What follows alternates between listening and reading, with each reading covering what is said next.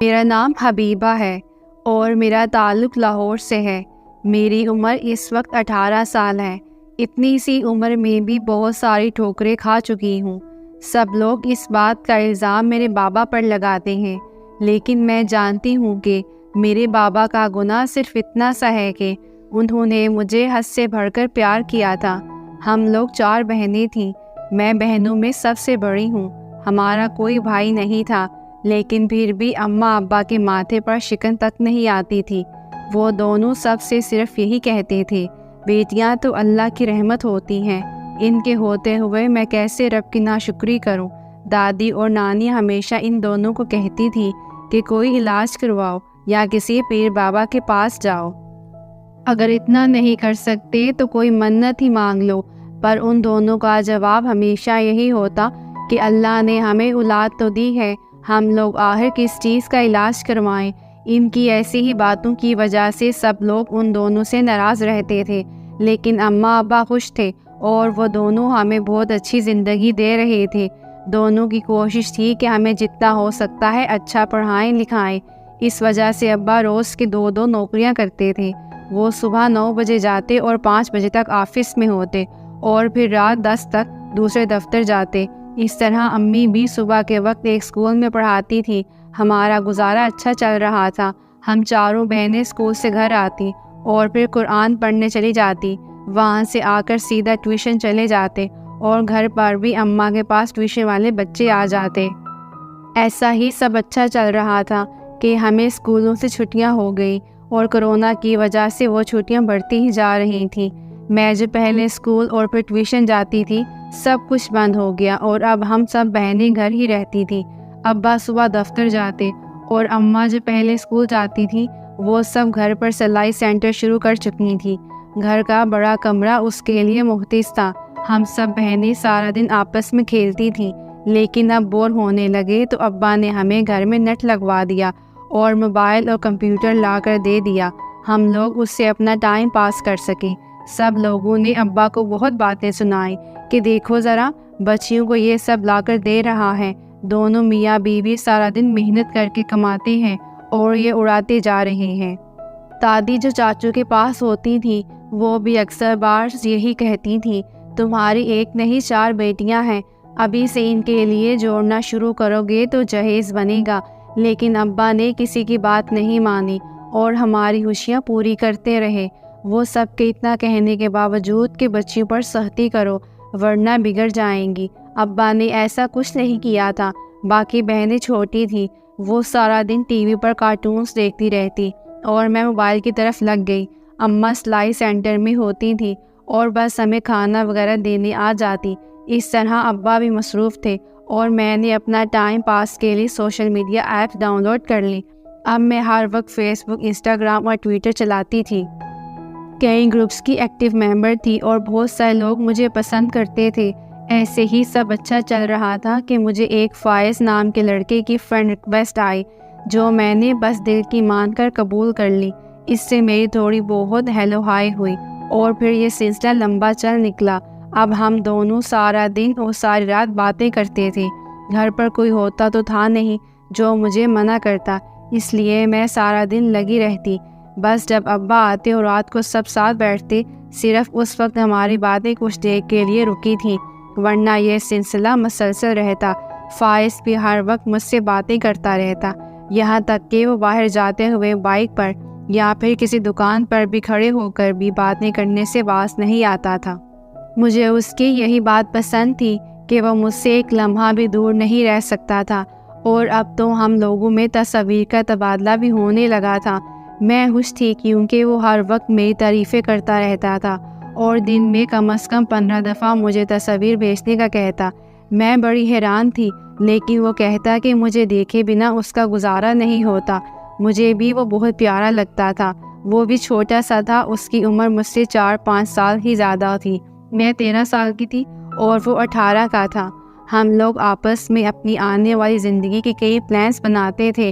ایسے ہی دن گزرتے جا رہے تھے۔ فائز نے کہا کہ ہمیں اب شادی کرنی چاہیے۔ میں نے اس سے کہا کہ ابھی ہماری عمر ہی کیا ہے، مجھے کم از کم 20 سال کا ہونا چاہیے اور تمہیں 25 کا۔ لیکن وہ نہیں مان رہا تھا۔ اسے اب میری یاد بہت زیادہ آتی تھی اور میرے بغیر اس کا گزارا بھی ناممکن تھا۔ وہ کہتا تھا کہ تمہارے بنا مجھے اب سانس بھی نہیں آتی۔ اس کی ایسی باتیں سن کر میں بھی بے بس ہو جاتی تھی۔ میں نے باتوں ہی باتوں میں اماں ابا سے یہ بھی پوچھا تھا کہ اگر میرا کوئی رشتہ آتا ہے تو کیا ہوگا، لیکن اماں نے اسی وقت کہہ دیا کہ تم بہت چھوٹی ہو۔ بڑے تایا بھی میرا رشتہ اپنے گھر کرنا چاہتے تھے، لیکن ابا نے صاف منع کر دیا کیونکہ انہیں میں بہت چھوٹی لگتی تھی۔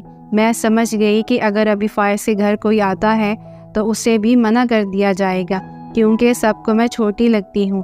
اس لیے میں نے فائز کو خود ہی جواب دے دیا کہ وہ میرے گھر نہ آئے۔ اس نے بہت ضد کی لیکن میں بھی مجبور تھی کیونکہ اگر وہ ہمارے گھر آتا تو اسے انکار ہی ملتا۔ آج کل مجھے ہر ایک انسان پر شدید غصہ تھا کیونکہ مجھے ہر انسان اپنا دشمن لگ رہا تھا، خاص طور پر اپنے گھر والے، کیونکہ انہی کی وجہ سے فائز مجھ سے ناراض تھا اور اب مجھ سے دور رہنے لگا تھا۔ میں جانتی تھی کہ وہ مجھ سے پیار کرتا ہے اور میرے پاس آنا چاہتا ہے، اس وجہ سے بس وہ ایسا کر رہا ہے۔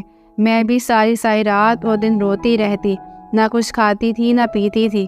اور پھر ایک دن فائز نے مجھ سے کہا کہ ہمیں بھاگ جانا چاہیے۔ میں نے اسے اس بات پر بہت غصہ کیا تو وہ بولا کہ وہ مجھے اس حال میں روتا ہوا نہیں دیکھ سکتا۔ میں نے اسے پھر بھی بہت منع کیا تھا لیکن وہ باز نہیں آیا اور مجھے حاصل کرنے کے لیے دلیلیں دیتا رہا۔ مجھ میں بھی اب ہمت آ رہی تھی اور 3-4 مہینے بعد میں آخر رضامند ہو ہی گئی اور میں نے فائز کے ساتھ بھاگنے کا فیصلہ کر لیا۔ میں نے اسے کہا کہ میں تو آ جاؤں گی اتنی دور سے، لیکن تمہارے پاس آنا کیسے ہے؟ تو وہ بولا وہ خود ہی میرے گھر آ کر لے جائے گا اور رات کے وقت میں بس باہر آ جاؤں۔ میں بھی مان گئی اور میں روز تھوڑی چیزیں نیچے گارڈن میں چھپا آتی تاکہ جب میں بھاگوں تو کسی کو بھی شک نہ ہو، اور اس طرح ایک رات کا پلان پکا ہو گیا۔ اور اب جب فائز باہر آیا تو میں جلدی سے گارڈن میں چھپایا ہوا سامان لے کر اس کے پاس پہنچ گئی اور گاڑی میں بیٹھ گئی۔ فائز نے پہلی دفعہ مجھے سامنے سے اور میں نے اسے پہلی دفعہ دیکھا تھا۔ ہم دونوں نے اس نئے شہر آ گئے اور فائز نے دوستوں کے سامنے ہی مجھ سے شادی کر لی۔ میں نے اسے کہا کہ تم مجھے گھر کب لے کر جاؤ گے؟ تو وہ بولا ابھی 1-2 دن رک جاؤ۔ اس نے مجھے دوستوں کے پاس ہی رکھا۔ وہاں ایک کمرہ میرا تھا۔ سب لوگ مجھے بھابھی کہتے تھے اور بہت پیار کرتے تھے۔ تب ہی ایک دن فائز جلدی سے بھاگتا ہوا گھر آیا اور اپنے دوستوں کو کان میں کچھ کہا تو لوگ بھی گھبرا گئے اور جلدی سے ٹی وی آن کیا، اور جب ٹی وی چلایا تو سامنے میرے اماں ابا تھے۔ وہ لوگ وہاں اونچا رو رہے تھے اور کہہ رہے تھے کہ ہماری بچی جو چھوٹی سی ہے اسے کسی نے اغوا کر لیا ہے اور ہمارے پیار کے لیے لوگوں کے سامنے ڈٹ جانا ہوگا۔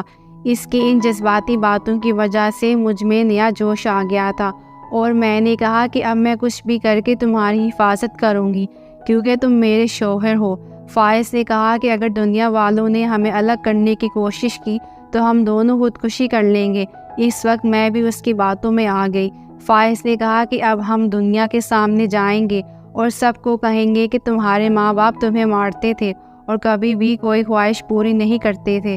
تم نے انہیں رشتے کا کہا تھا مگر وہ نہ مانے، اور تم آتے وقت یہ خط بھی لکھ کر آئی تھی، اور اس نے یہ بھی کہا کہ سب کو کہنا کہ تم خود یہاں تک ایک ٹیکسی میں بیٹھ کر آئی ہو اور میری امی نے ٹیکسی کا کرایہ دیا تھا۔ یہ کہانی تو بالکل الگ تھی۔ میں نے فائز سے کہا کہ ایسا مت کہو، یہ سب تو غلط ہے، لیکن وہ کسی صورت نہیں مان رہے تھے۔ وہ بس یہ چاہتے تھے کہ میری ان کی حفاظت کروں، اور پچھلے کچھ دن میرے جتنے اچھے گزرے تھے میں اب اس سیراب میں مکمل طور پر ڈوب چکی تھی کہ فائز مجھ سے بے تحاشا محبت کرتے تھے، اس لیے میں یہ سب کرنے کو بھی تیار ہو گئی۔ میں نے وہی سب جھوٹ بولے جو مجھے فائز نے کہا تھا۔ ہمیں عدالت میں بھی پیش کر دیا گیا لیکن میں اپنی بات سے 1 انچ نہیں ہلی تھی۔ مجھے سب کے سامنے فائز جو سچا ثابت کرنا تھا، اس لیے میں نے اپنی عمر بھی غلط بتائی اور سب کو کہا کہ میں 18 سال کی ہوں، پر میڈیکل کے ٹیسٹ کی وجہ سے میرا یہ جھوٹ جلد ہی پکڑا گیا اور پردہ فاش ہو گیا۔ بابا کسی صورت بھی کیس ہارنے کو تیار نہیں تھے لیکن مجھے کچھ تو کرنا ہی تھا۔ میں بھی مزید جھوٹ بولتی رہی۔ لوگ میرے ماں باپ کے کردار پر کیچڑ اچھالتے رہے پر مجھے کوئی فرق نہیں پڑ رہا تھا۔ میں بس فائز کے پیار میں اندھی ہو گئی تھی۔ اس سب کے باوجود بھی فیصلہ میرے ابا کے حق میں آیا تھا اور مجھے ان کے حوالے کر دیا گیا۔ میں جب گھر آئی تو سب بہت خوش تھے، میری بہنیں بھی خوش تھیں، لیکن مجھے فائز یاد آ رہا تھا۔ میں مسلسل اسے یاد کر رہی تھی اور مجھے اپنے والدین کو دیکھ دیکھ کر غصہ آ رہا تھا۔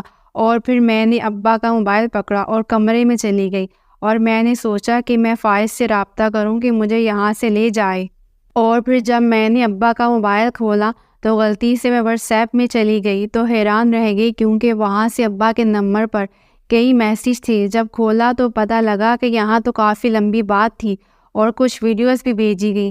جب میں نے وہ ویڈیوز دیکھی تو شرم سے لال ہو گئی، کیونکہ وہ تو میری سوئی ہوئی کی تصاویر تھیں اور ایسے مناظر تھے جو میں بیان بھی نہیں کر سکتی۔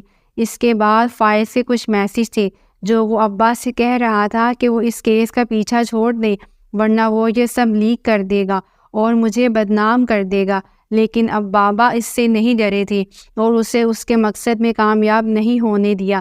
تب مجھے پتہ لگا کہ فائز ایک گینگ کا بندہ تھا جو کہ لڑکیوں کو ایسے ہی سوشل میڈیا پر بہلاتے تھے اور انہیں شادی کا جھانسا دے کر ساتھ لے آتے اور جھوٹا نکاح کر لیتے۔ لڑکیوں کے ماں باپ شرم کی وجہ سے نہیں بولتے تھے اور پھر یہ لوگ ان لڑکیوں کو آگے بیچ دیتے تھے۔ لیکن میرے ماں باپ نے بہت شور مچایا اور مجھ سے دستبردار ہونے کو کسی صورت بھی تیار نہیں تھے۔ بابا نے یہ ویڈیوز دیکھنے کے بعد بھی یہی کہا تھا کہ جو بھی کر لو میں بچی حاصل کر کے رہوں گا۔ مجھے بہت رونا آیا کہ میں نے جس قدر غلط کیا ہے اور اپنے والدین کے بارے میں کیا کیا بولتی رہی۔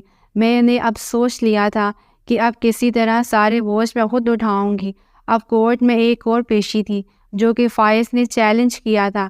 میں وہاں سب کے ساتھ گئی تو وہ مجھے دیکھ کر ہنس رہا تھا، پر میں اس کا ڈرامہ جانتی تھی، اس لیے میں نے کورٹ میں صحیح بیان دیا کہ فائز ایک گینگ ہے اور یہ دوست ایسے 1000 لڑکیاں لا چکے ہیں۔ سب حیران تھے کہ یہ کیسے پلٹی۔ تب میں نے انہیں حقیقت بتائی۔ اس کے بعد فائز پر لگے سب الزام سچ ثابت ہو گئے اور اسے جیل کی سزا ہو گئی۔ وہ سارا گینگ بھی پکڑا گیا، اس میں فائز کی ماں بھی شامل تھی، اسے بھی جیل ہو گئی۔ آج میں اپنے گھر تھی اور بہت خوش تھی۔